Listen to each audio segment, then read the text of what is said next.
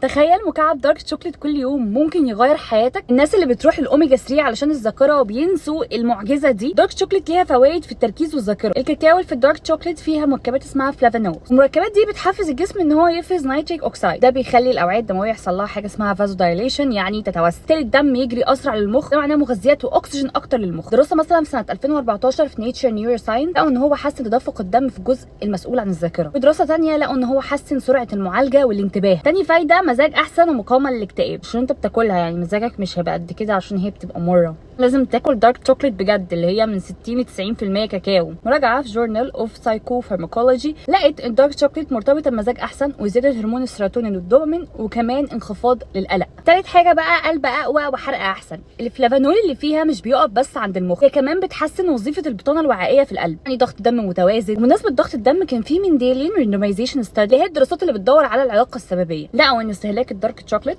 مرتبط احصائيا بتقليل خطر الاصابه بضغط الدم، كمان في تقليل خطر الاصابات بالجلطات الوريديه. فاعتقد تستاهل ان احنا نستحمل مرارتها وناكلها بدل الشوكليت العاديه، بس المهم ان هو مكعب كفايه كل يوم. طبعا انت لو اشتركت معانا في الاونلاين تريننج سمافيت هتلاقوا بنحط لكم الدارك شوكليت كده وحاجات كتير تانية جوه النظام الغذائي هنتكلم عليها في فيديوهات.